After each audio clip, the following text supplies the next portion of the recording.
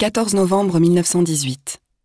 3 jours après l'armistice, le journal L'Œuvre publie en une la lettre d'un poilu en permission à son camarade. Lettre au soldat B, de ma compagnie. Mon cher B, je regrette presque d'avoir eu ma permission au moment même de la victoire. J'aurais voulu être avec vous, pour entendre chuinter le dernier obus et claquer la dernière balle de mitrailleuse. Le soir, si l'intendance l'avait permis, toute la compagnie aurait bu, et nous aurions trinqué ensemble, un coup de pinard supplémentaire. Ce dut être pour vous une bien simple, puisque vous n'avez fait qu'arrêter votre mouvement par ordre tout naturellement. Une bien simple, mais bien belle et bien émouvante journée. Et comme j'ai pensé à vous et à vos camarades hier, en lisant sur les journaux, les hostilités ont été suspendues à 11 heures. Vraiment, oui, vous avez dû être heureux. L'ennemi capitule. Nous avons la victoire complète. L'adversaire s'agenouille. Et vous y entrerez en Allemagne. Parce que l'ennemi y a consenti? Parbleu. Mais s'il y a consenti, c'est que vous l'avez réduit à y consentir. Si nous allons au Rhin, et au-delà, c'est que vous avez flanqué aux Boches une tripatouillée que l'histoire n'oubliera jamais. C'est vous, votre courage et votre volonté qui l'y auront reconduit. Les journaux le disent, et aujourd'hui, ils ne vous bourrent pas le crâne. Le vainqueur, c'est vous. Donc, vous irez en Allemagne. Mais vous en reviendrez un jour. Je souhaite qu'il soit aussi proche que possible. Vous reviendrez chez vous, dans votre grasse Normandie.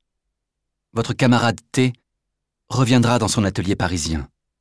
Votre copain L retournera à l'épicerie paternelle. Qu'allez-vous faire les uns et les autres?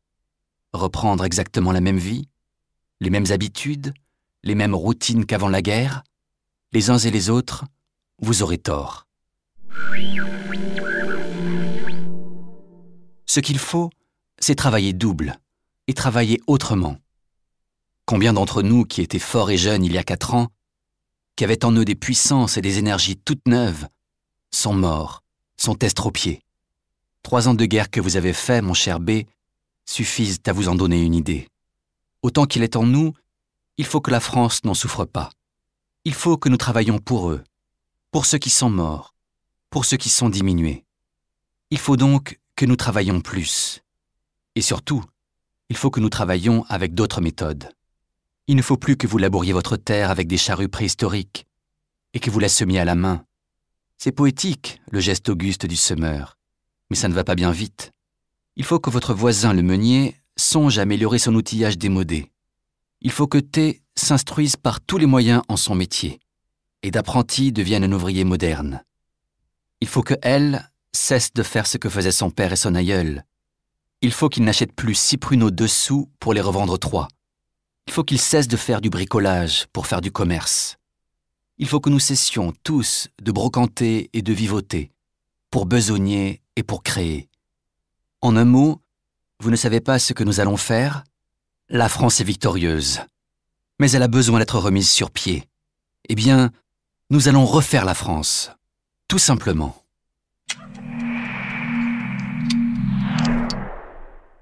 Nous allons la refaire, n'est-ce pas? Dans le calme. Nous avons fait assez de bruit depuis 4 ans avec nos fusils, nos mitrailleuses, nos grenades et tout le Saint-Frusquin de la guerre. Nous n'allons pas en faire encore maintenant que la guerre est terminée. Le bon labeur de paix se fait paisiblement. Fiévreusement parfois, mais paisiblement. Vous avez fait la guerre. Vous pouvez, et vous devez en être fiers jusqu'à votre dernier jour. Mais votre peine n'est pas finie. Et la tâche qui commence est toute différente. Nous ne nous mangerons pas les uns les autres. Nous vivrons, tranquilles et actifs, en France et en République. Pour maintenant, c'est la même chose. Des philosophes vous diraient qu'il faut être positiviste. Ne cherchez pas à comprendre. Dites-vous simplement, ça revient au même, qu'il faut accepter l'évolution des faits et des idées. Qu'il faut vivre avec son temps.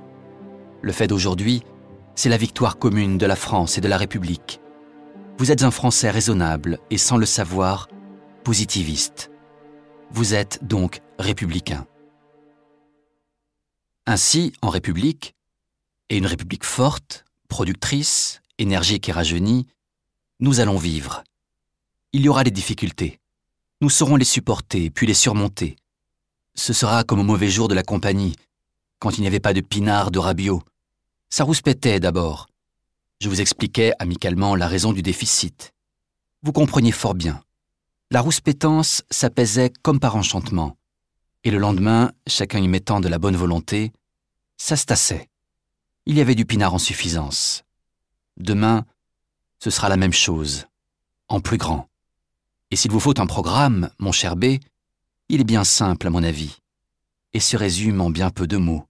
Aimons-nous fraternellement, comme le veulent à la fois l'Évangile et les droits de l'homme, et travaillons d'accord. Jean Piot.